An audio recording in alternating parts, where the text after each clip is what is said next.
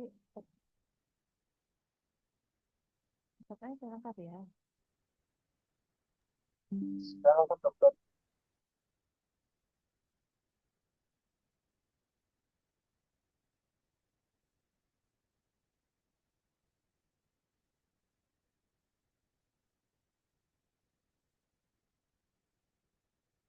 Jadi kita mulai saja. Sudah malam ini. Bismillahirrahmanirrahim. Assalamualaikum warahmatullahi wabarakatuh. Adik-adik dokter muda, ketemu saya lagi. Semoga tidak bosan ya.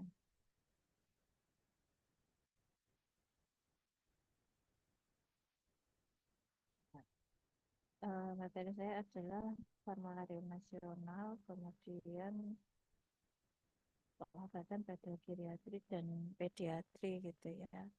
Kemudian latihan soal atau skenario kasus nanti itu mendukung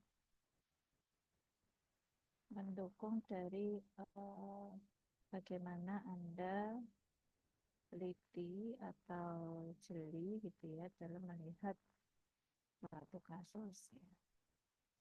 Oke, kita mulai dari formularium nasional. Nanti sebelum kita ke daftar obat formularium nasional, mengingatkan kembali, mungkin angkatan kalian sudah pernah saya sampaikan ya.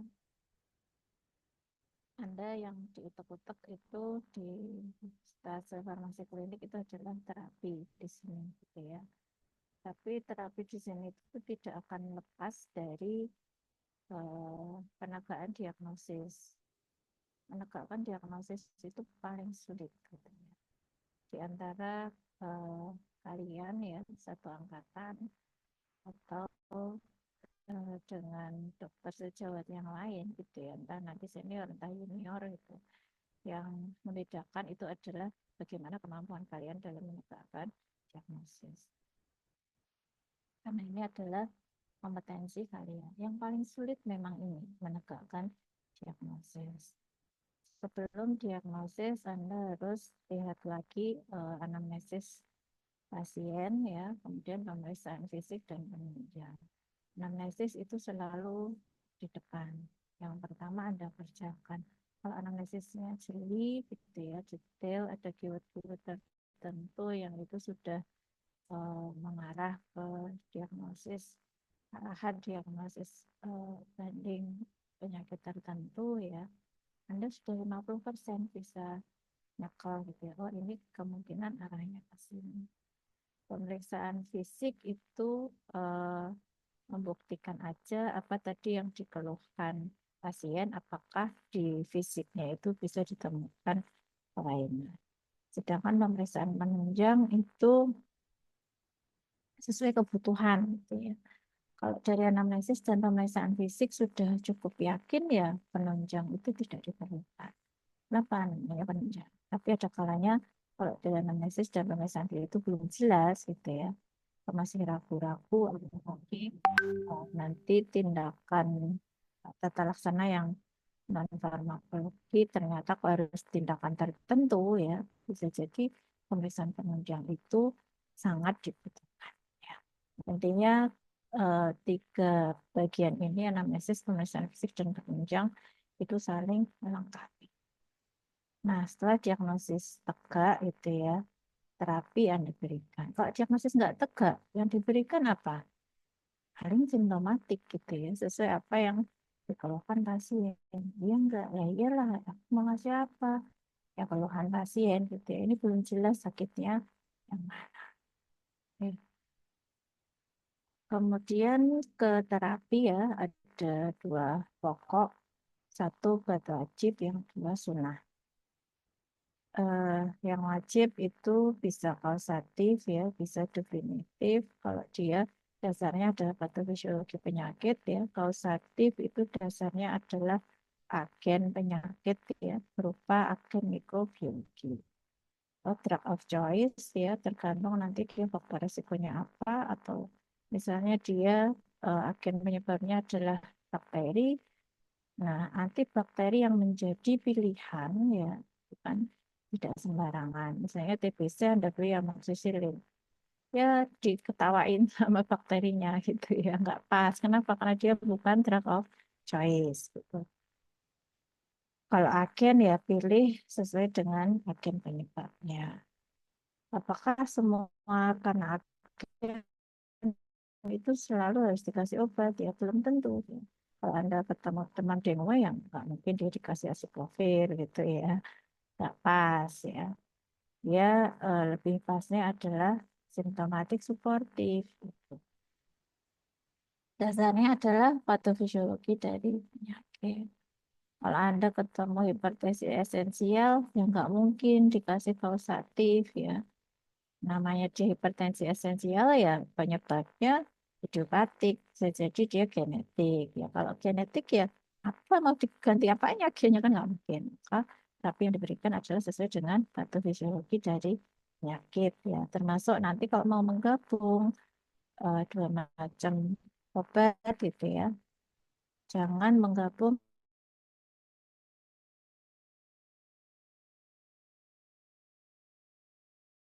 gitu ya. Itu ibaratnya kalau patofisiologi memilih obat itu nggak boleh menggabungkan yang dia satu keluarga. Misalnya amlodipin Anda campur dengan nifedipin, nggak boleh ya, karena dia satu keluarga. Jadi harus dengan keluarga yang lain. Faktor resiko itu contohnya misalnya pasien dengan stroke. Ya. Apakah eh, stroke itu obat definitif gitu ya. Ya, sebagian besar suportif, tetapi kan ada faktor resiko yang itu memperberat terjadinya stroke atau akan membuat stroke itu bisa terjadi serangan ulang.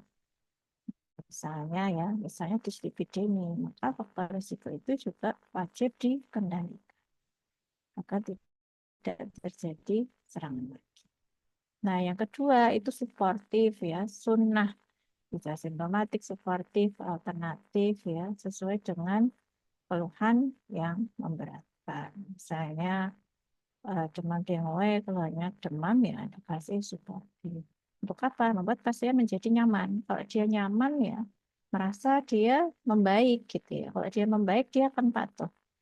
Jadi eh, itu pasien itu merasa ada perbaikan ya pakai tanggal. Meskipun sedikit gitu ya, dia akan menjadi patuh. Diminta kontrol ya dia akan kontrol karena merasa membaik gitu ya. Oke, untuk dua kelompok besar mana yang wajib, mana yang sunnah ya. Dari sini ada yang mau ditanyakan? Belum ada ya. Termasuk nanti kalau yang wajib ya misalnya hipertensi ya sampai kapan? Ya lihat sikon. Kalau G esensial ya sampai seterusnya seumur hidup gitu ya. Kalau suportif ya bila perlu, kalau nggak perlu ya hentikan. Gitu. Oke, setelah itu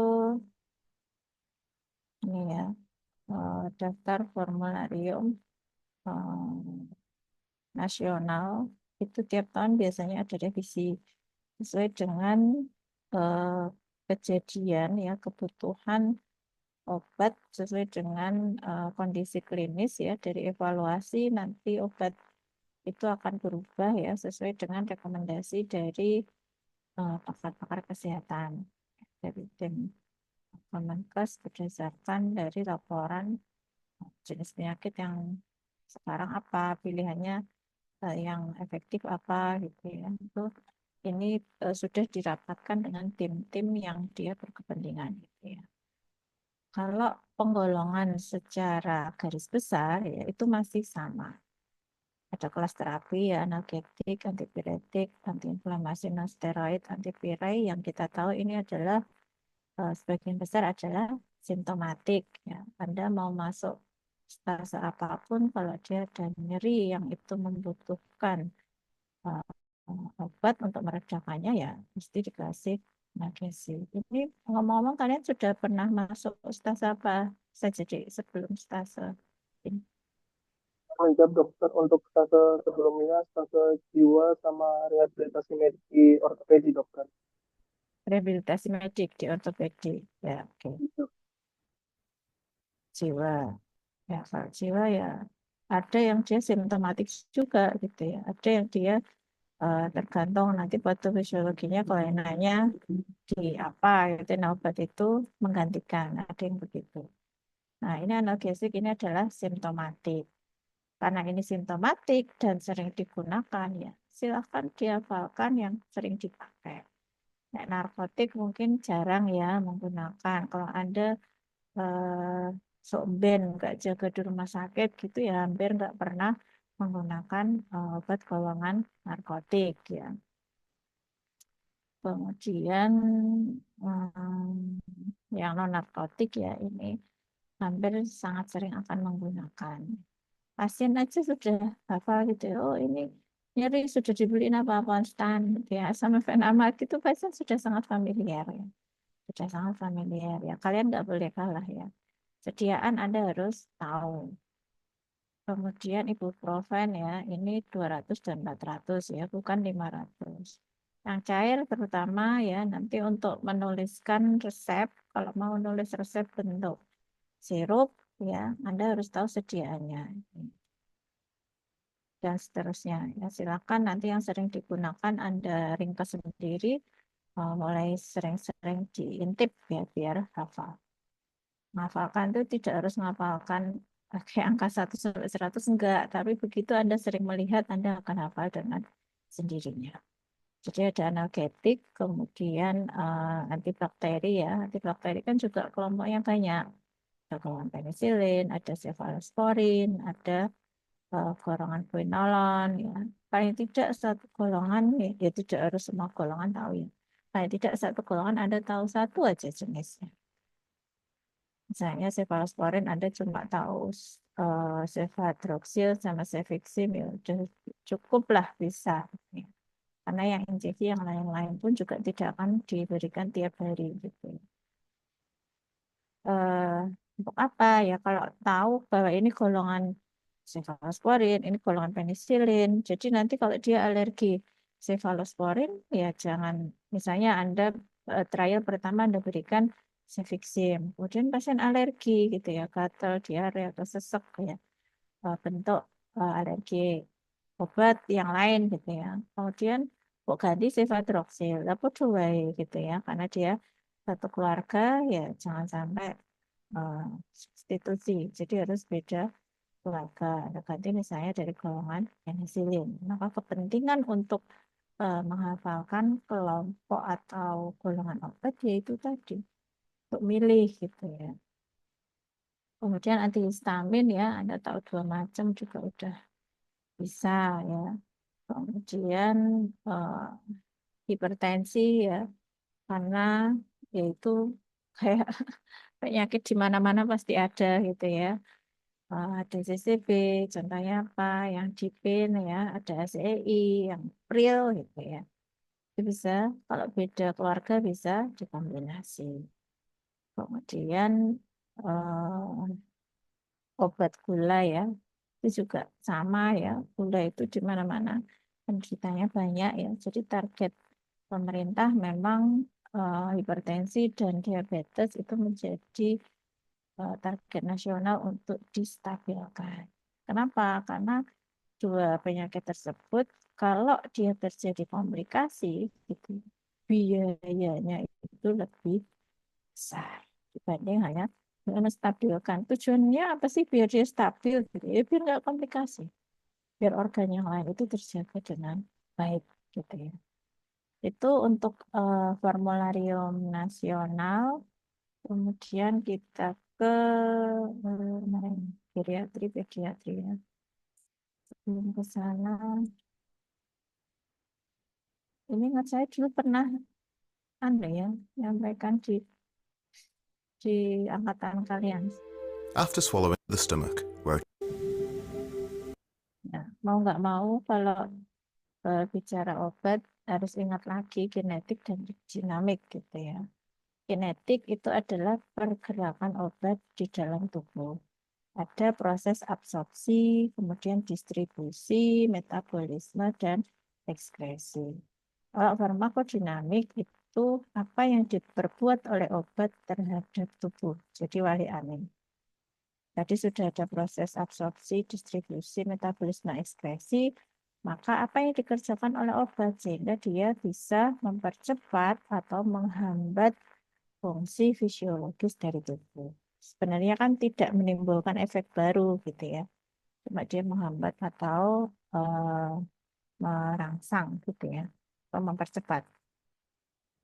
Kemudian sebagian besar obat yang Anda temui di apotek rawat jalan maupun rawat inap yang ada di rumah sakit gitu ya. Sudah lihat ya, ingok-ingok di apotek rawat jalan sama rawat inap gitu ya. Itu sebagian besar obat ditata pasti bentuknya sebagian besar per orang. Yang injeksi itu bisa dihitung gitu ya. Topikal itu juga bisa dihitung. Kenapa? Karena memang per oral itu paling nyaman ya, paling aman ya, dan kayak orang makan minum itu kan enak gitu ya. Soalnya orang sakit nggak doyan makan minum, tapi kalau orang sehat itu makan dan minum itu semuanya mau. Nah, ini contoh yang per oral karena memang yang paling ruwet itu per oral ya. Prosesnya butuh waktu cukup lama ya. Kalau Anda minum kemudian ingin efek muncul ya, kalau ditelan utuh itu sekitar 30 menit. Jadi Anda minum paracetamol, kemudian demamnya mulai turun itu ya. Proses lengkap itu 30 menit, ya efek itu pasti sudah muncul. Nggak bisa 2 menit, karena langsung berkeringat dan turun gitu ya. Karena itu butuh diserap ya. Nah, dari ditelan utuh masuk ke lambung, di sini tidak terjadi absorpsi. Enggak ya, kecuali misalnya dia obat yang memang kerjanya lokal di lambung. Contohnya promah ya. Tasida itu kan lokal di lambung. Dia langsung kerja menetralkan asam lambung di situ. Tapi kalau obat lain, dia di sini hanya mengalami perubahan ukuran partikel yang awalnya tablet besar ya, dia menjadi partikel yang lebih kecil.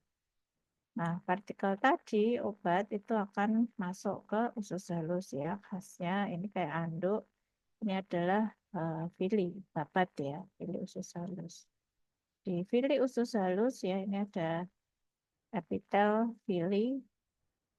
Kemudian di dalam fili itu ada bangunan kapiler vena, kemudian kapiler arteri yang merah, ada saraf, kemudian ada pembuluh limfa yang warna orange. Nah, keempat jaringan ini ya kemana-mana itu selalu bersama. Kenapa? Karena memang saling melengkapi. Nanti dari partikel ini yang dia bentuknya lipofilik ya, yang larut ke dalam lemak, dia akan mudah menerobos atau terjadi difusi pasif masuk ke dalam menerobos endotel, masuk ke pembuluh darah vena. Kenapa? Karena mau menuju ke jantung. Nah, nanti di pembuluh darah vena ini proses penyerapan dari luar ya, lumen usus halus masuk ke pembuluh darah. Itu adalah penyerapan. Dari fili di usus halus ini lebarnya 200 meter persegi, nek di jembeng. Jadi apa namanya? Dibuka lebar gitu ya. Jadi selebar 200 meter persegi itu ada di perut kalian gitu ya, empuk banget. Proses penyerapan ini yang disebut absorpsi. Begitu dia masuk ke pembuluh darah ya, vena atau arteri, dia diserap vena ya, karena menuju ke jantung. Ini distribusi. Nanti di dalam pembuluh darah ya, ada dua bentuk obat. Ya, ini yang warna kuning ini adalah protein plasma. Ada yang terikat protein plasma, ada yang bebas. Yang terikat protein plasma dia molekulnya menjadi lebih besar. Nah, karena molekulnya menjadi lebih besar ya, dan dengan ikatan ini maka nanti obatnya menjadi tidak aktif. Termasuk ketika nanti pada fase ekskresi ya, dia nggak akan disaring oleh glomerulus karena molekulnya besar.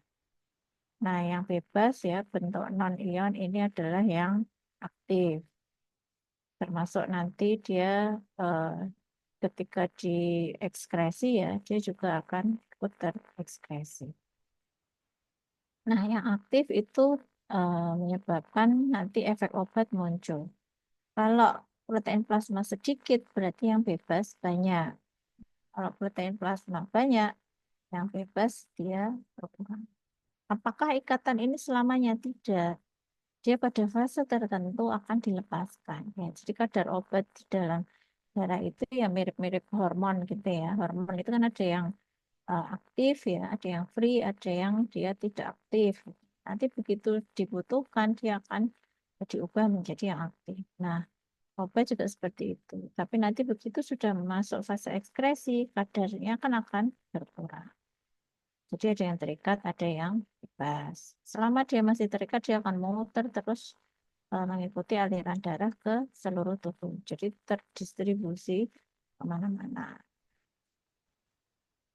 Nah, dari tadi kan diserapnya di usus halus ya, itu vena mesenterika, dia akan menuju ke vena porta hepatis. Nah, di vena porta hepatis ya, dia belum berefek. Kenapa? Oh, dia masuk ke hepar dulu, maka dia mengalami first stage metabolisme. Ya, dia belum dipompa ke seluruh tubuh, baru mau menuju ke jantung, tapi sudah mengalami metabolisme, maka dia efektivitasnya atau bioavailabilitasnya akan berkurang tinggal 68%. Ini first pass itu, jadi sebelum dia didistribusi, dia sudah mengalami pengurangan atau metabolisme.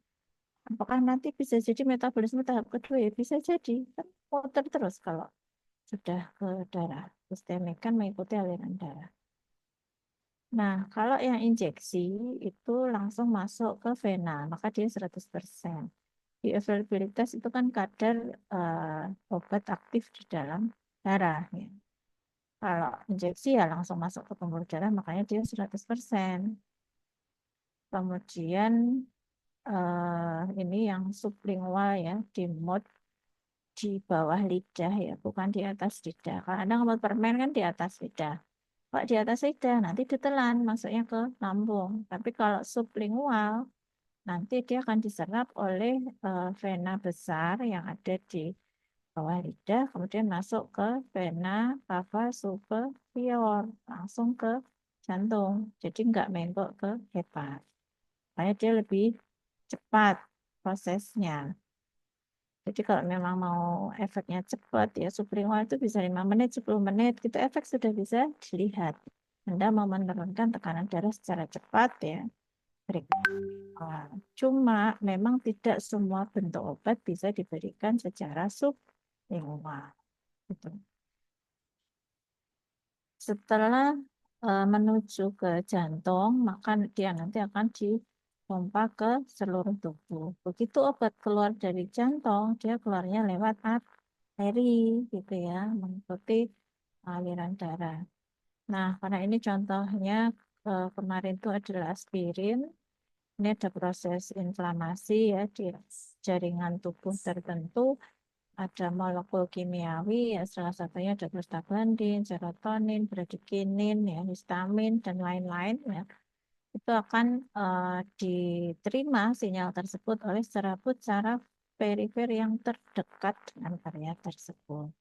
Nanti akan dimodulasi, disiarkan dan akan memanggil molekul obat untuk kerja di situ. Maka dia obat itu target site-nya ya, kalau dia obat antiinflamasi ya di lokasi terjadinya inflamasi, karena dia diminum ya sistemik, mau inflamasi di bagian tubuh manapun ketika dia diminum atau diinjeksikan, dia akan menggoknya yang sesuai dengan area yang terjadi inflamasi.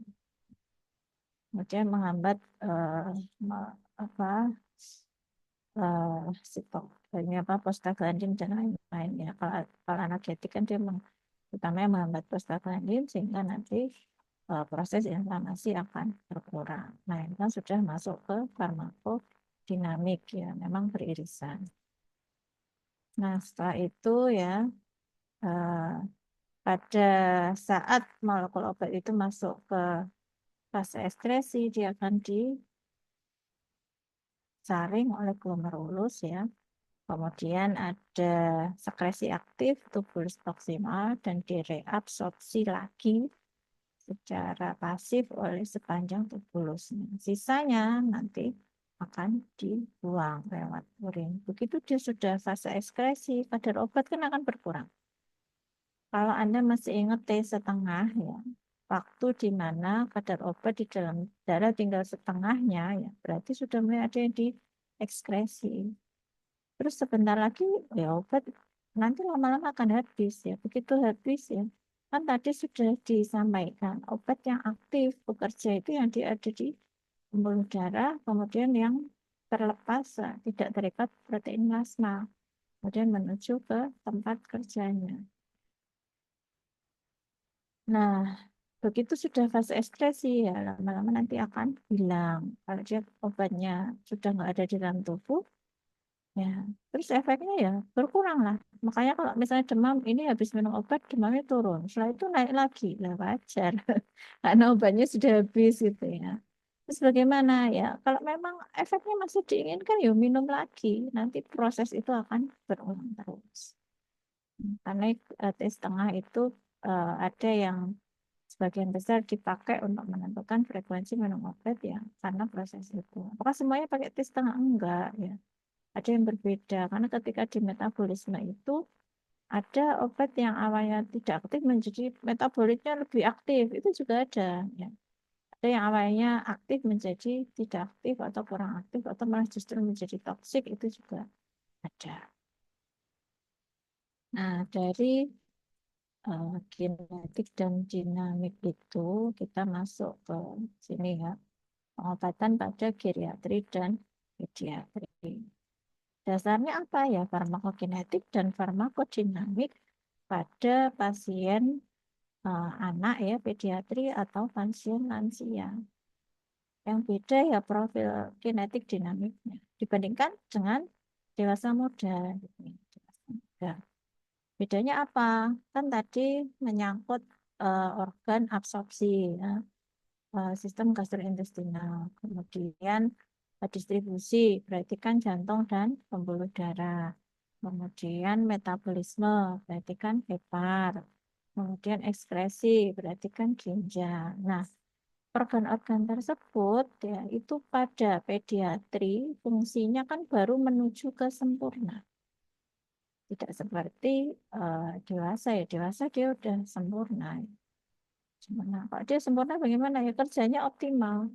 Dia diserap juga cepat gitu ya. Kemudian metabolisme juga oke ya.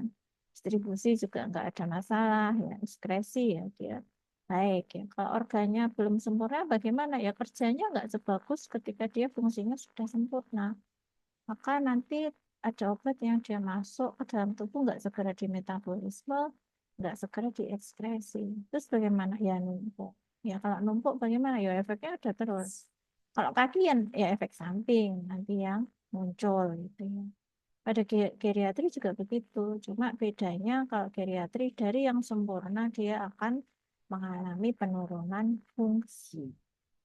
Sehat walafiat, iya. Begitu usia itu berjalan gitu ya. Fungsi organ tubuh akan berkurang. Meskipun dia sehat walafiat. Terus kalau sakit bagaimana ya tambah cepat modo gitu ya fungsi organ tubuhnya. Makanya dijaga ya. Lebih hati-hati ketika memberikan obat pada geriatri. Jadi ini secara umum profil kinetik dan dinamiknya sama. Terus yang bikin beda apa ya? Nanti kita lihat. Secara umum yang ketika minum obat yang pengen dilihat apa sih respon atau efek ya. Orang sakit tuh nggak ada yang sabar, kita pun juga nggak sabar gitu. Kayak demam pusing gimana caranya saya harus cari pertolongan sehingga pusing dan demam saya hilang gitu. Sehingga nanti aktivitas bisa balik enjoy seperti semula. Nah, padahal ya kayak gur demam mungkin cepat ya mido tambah minum paracetamol tambah dikeri tambah makan atau minum yang panas-panas ya nanti berkeringat teman turun itu cepat. Tapi kalau misalnya TBC para pesidino langsung mari ya nggak bisa itu kan butuh waktu bisa 6 bulan ya bisa 8 bulan. Nah itu kan butuh ketaatan sopo sing gelem minum obat sampai 8 bulan gitu kalau memang motivasinya nggak kuat. Nah, itu butuh edukasi. Sing edukasi siapa ya Anda dan keluarganya. Jadi memberikan penjelasan agar nanti taat dan pengobatannya berhasil gitu. Kalau dia aku tidak mau minum obat. Nah, kalau orang TBC itu bukan dia sendiri yang ibaratnya badannya rusak, kan dia menularkan. Yang jadi masalah kan itu. Dia nggak mau pengobatan. Ya, kemudian terkait proses absorpsi, distribusi, ya ini tadi menyangkut keutuhan organ tadi. Ini kondisi fisiologis sambil menyusui ya, gangguan hepar, ginjal, ini sudah dijelaskan Prof ya. Nah, pada pediatri yang jelas itu ya, satu kadar air. Nah, semakin muda anak, maka airnya semakin banyak. Jadi jangan heran ketika nanti ada anak kecil sakit ya, 2 hari, 3 hari beratnya turun cepat. Itu pasti yang hilang cairan. Terus bagaimana? Kalau intake cairannya nggak bagus, ya harus equivalent. Yang bikin bahaya itu adalah kehilangan cairan yang berlebihan, terutama pada anak. Kemudian kadar protein plasma ya pada anak ini ikatan protein plasma itu berkurang untuk obat-obat tertentu. Jadi konsentrasi obat bebas itu meningkat. Karena harus dihitung nanti ya. Bisa pakai rumus berat badan atau usia. Kemudian ya T setengah karena fungsi metabolisme dan ekskresi juga belum sempurna ya bisa jadi nanti T setengahnya akan memanjang. Bisa di ini ya beda usia T setengah dia berbeda. Terus fungsi ginjal ya ini 6 sampai 12 bulan dia baru mendekati dewasa. Ya kalau udah anak 1 tahun ya fungsi organnya sudah sempurna semuanya. Makan pun dia sudah harus sama dengan orang dewasa. Lebih ayam lah ketika mau memberikan obat gitu ya. Nah terkait bentuk sediaan ada eliksir suspensi ya. Eliksir itu yang jernih. Anda mungkin sudah lihat ya paracetamol, obat flu ya kombinasi obat flu ya ada paracetamol, kemudian CTM, guaifesin dan lain-lain ya itu kalau bentuknya cair dan jernih ya artinya dia sudah terdistribusi sempurna, tidak mengandap. Kalau ada endapan yaitu suspensi harus dicocok. Karena kalau dari paling atas itu biasanya jernih. Tapi kalau itu dituang ya zat aktifnya padahal ada di bagian yang endapan. Nanti beda. Awal-awal kok nggak ngefek ini ya. Ternyata salah dalam penakaran karena tidak dikocok. Kalau yang jernih ya tidak perlu ya karena sudah terdistribusi sempurna. Kemudian ini ya terkait dosis perhitungan pada anak.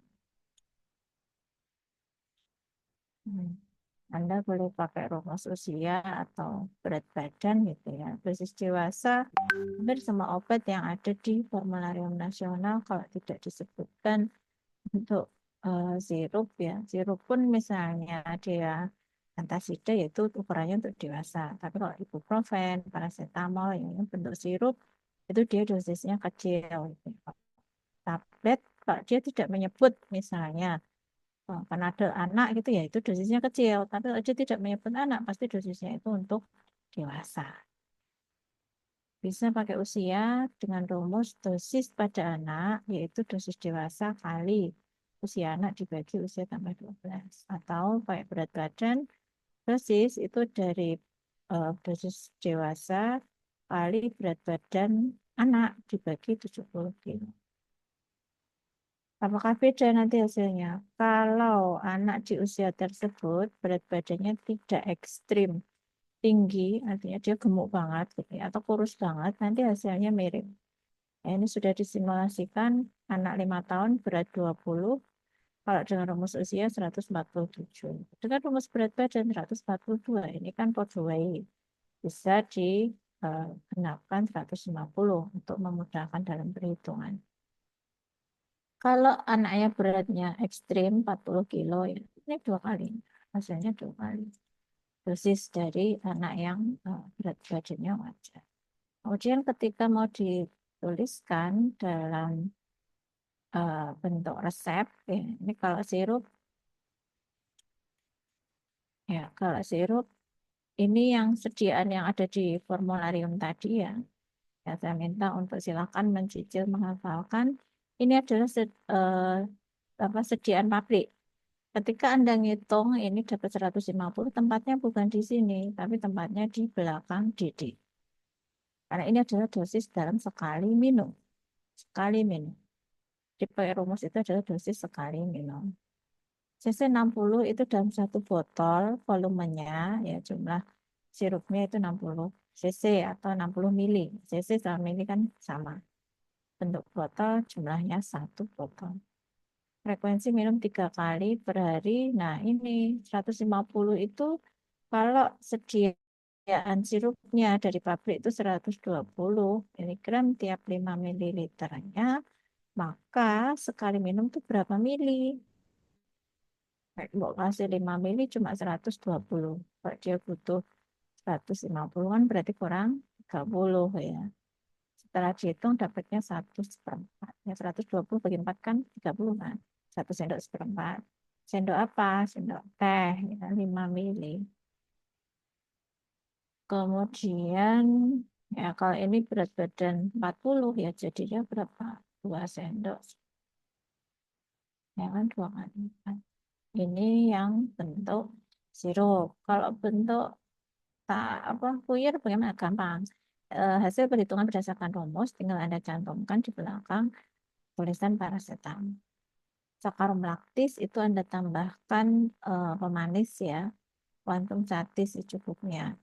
Misal Regiartis buatlah dalam bentuk sediaan pulveres DTD. Ini yang harus diingat-ingat. Artinya apa? Pokoknya sak bungkus harus mengandung 150. Kalau Anda nggak nyantumkan DTD, nanti 150 dibagi 10. Jadi yang 15 miligram. Ya, ini bedanya. Terus ngambilnya berapa tablet untuk dibuir dan dibagi 10 lah. Itu tugasnya teman-teman yang ada di farmasi. Nah, tablet 500 ya, dia butuhnya satu bungkusnya 150, minta 10 bungkus, berarti kan 150 kali 10. Berarti kan berapa? 1.500. Kalau satu tabletnya 500, berarti 3 tablet diambil, dibikin puyer, kemudian dibagi menjadi 10. Gitu. Sampai di sini ada yang mau ditanyakan? Jelas? Mantok-mantok ya, jelas ya. Bukan plus. Oke. Nanti setelah itu kita balik ke sini. Ini dosis anak. Kalau males pakai ini, Anda mau pakai ini boleh. Pakai ini. Ya, udah ya. Buku saku dosis pediatri. Ini juga mirip. Tinggal ngintip ya. Misalnya, sini yang sering dipakai. Hidroksil ya misalnya. Iya. Nah, yang Anda perhatikan di sini. Dosis per kilogram per hari, bukan sekali minum ya, per hari. Kalau tadi anaknya berarti 20 ya, ini infeksi ringan sedang 30 miligram per kilogram berat badan, artinya 20 kilo kali ya, 600 miligram dibagi dalam 2 dosis. Sekali minum berapa? 300. Jadi harus dibagi 2. Karena ini per hari, terus Anda lihat ini dibagi dalam berapa dosis. Boleh. Atau mau pakai ini? Boleh, pot 2 ya.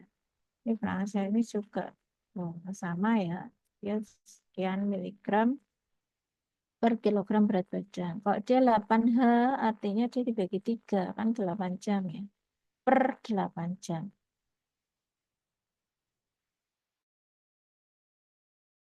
Per 8 jam. Nah, itu boleh, mau pakai rumus boleh gitu ya. Yang penting ada patokannya. Nah, catatannya ya karena anak tadi organ tubuhnya belum sempurna, betul-betul dipilih ya mana obat yang diperlukan, mana yang tidak, biar tidak membebani organ tubuhnya terlalu berat gitu. Apalagi dia masih proses pertumbuhan. Ayo dihitung dulu lah dosisnya. Nah, ini efek samping penggunaan obat yang di sebelah kiri ini ya. Ini efek samping yang muncul karena prosesnya ini kan prosesnya ke bawah semua. Kenapa? Karena memang belum sempurna. Oke.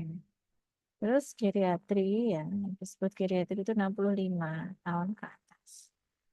Nah, ciri-cirinya apa? Penyakit kronik. Apakah setiap geriatri itu pasti sakit? Enggak juga, yang sehat juga banyak. Tapi begitu geriatri itu sakit ya, ingat karena sudah organ tubuhnya fungsinya sudah menurun ya, bisa jadi penyakitnya nggak cuma satu. Apakah pasti banyak? Enggak juga ya. Tapi harus diingat dia punya sakitnya apa saja gitu ya. MC catatan pelupa. Nah, nanti kalau ketemu pasien wis simbah-simbah ya ditanya A, jawabnya ya Joko sembuh nggak nyambung-nyambung ya Anda harus melibatkan anggota keluarga yang menemani. Ya. Misalnya ngasih obat ya jelaskan ke anggota keluarganya. Jangan dikasihkan ke mbahnya. Dan pesan ke anggota keluarga, nanti yang diberikan ke simbahnya itu adalah yang langsung diminum saat itu. Jadi diberikan langsung disaksikan ya atau diawasi saat pasien minum obat. Kalau nanti dikasihkan ya taunya ngapain diminum pengen telu gitu ya. Padahal ada yang harusnya diminum cuma sekali aja. Ingatnya Mbak itu pokoknya habis makan. Dia makan pengen telu ya ngapain diminum sekali gitu ya. Kalau cuma obat tertentu yang tidak ada efek samping yang merugikan tidak apa-apa gitu ya. Tapi kalau di obat gula harusnya pengen siji cuma pengen telu ya hipoglikemi gitu ya bisa jadi dan yang lain-lain. Konsekuensinya apa? Kalau dia penyakitnya lebih dari satu, mesti jumlah obatnya luwih. Oke, begitu banyak obat ya, risiko apa namanya interaksi. Apakah terus bagaimana? Ya, interaksi obat itu ada yang dia ada makna klinis. Gitu ya. Artinya apa? Memang harus diberi jarak ya. Ada juga yang dia tidak masalah. Ya paling aman kalau nggak tahu ini interaksi apa enggak ya udah kasih jarak. Gitu. Misalnya dia punya ini sakit jantung ya, kemudian dia ada diabetes juga, dia beri jarak antara dia minum obat gula dan obat jantung. Ya. Diatur waktunya ya, tidak jadi di satu waktu. Nah, ini penjelasan dari fungsi organ di genetik ya di pasien geriatri. Kadar lemak ya, dia menurun. Yang nambah apa? Eh, air berkurang gitu ya. Yang bertambah dia lemaknya. Kemudian kadar albumin ya, dia juga turun ya, mirip dengan yang geriatri tadi. Fungsi ginjal menurun, aliran darah menurun. Nah, ini secara umum grafik penurunan fungsi organ tubuh ya mengikuti usia. Mulai kapan menurun? Ya ini sekitar 40-an ya. Usia 40-an itu sudah mulai menurun fungsi organ tubuhnya. Meskipun dia sehat dengan wasiat. Kemudian fungsi penyerapan ya. Pokoknya nek sudah tua itu keluhannya kakian keluhan ya. Bagian keluhan perutnya sakit lah, susah buang air besar lah, sakit kepala, kembung, kemudian nyeri sendi, ya macam-macam keluhannya. Fungsi metabolisme juga mulai menurun, fungsi ginjal ya.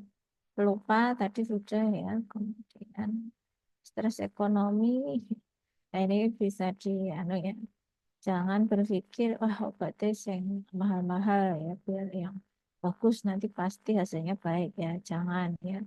Sekarang sudah lebih mudah ya dalam mendapatkan obat yang harganya miring itu juga banyak. Kualitasnya juga cukup bagus. Nah, karena fungsinya sudah mulai menurun, begitu banyak yang kita berikan obat ke pasien itu juga akan membebani organ tubuhnya. Terus bagaimana? Ya kalau memang dia butuh ya berikan gitu ya. Karena membiarkan dia hipertensi lama, gula nggak dijaga kadarnya baik gitu ya, jantungnya nggak dibantu obat untuk kerjanya ya nanti lama-lama lah progresivitasnya lebih cepat gitu ya dibandingkan ketika dia dibantu dengan obat.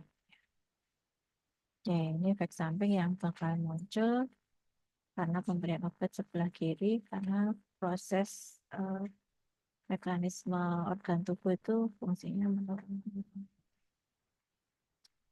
Oke, yang sudah nggak digunakan, periksa berkala, hentikan yang tidak diperlukan. Kalau regimen dosis ya tidak harus sehari sekali.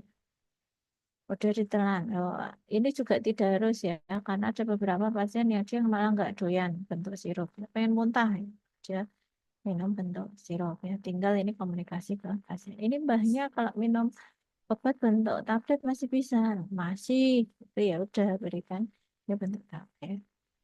Kemudian ya ini dosis ya bisa lebih rendah sedikit ya dibanding dewasa muda, terutama bagi yang kira-kira organ ini ya ginjal ya hepar itu sudah mulai menurun, sudah ya berapa usia 70 80 ya, yaitu di maksudnya jangan full dosis gitu ya, bisa diturunkan sedikit. Oke, itu geriatri pediatri kurang apa ya? Kayaknya sudah ya, Cik. Hmm. Skenario kasus itu ini yang tadi saya sampaikan ya, beda diagnosis, obatnya akan berbeda. Contoh laki-laki 30 tahun datang ke dokter keluhan nyeri perut, rasa terbakar di dada 2 hari, ada mual-muntah, rokok, kemudian kopi tiap hari.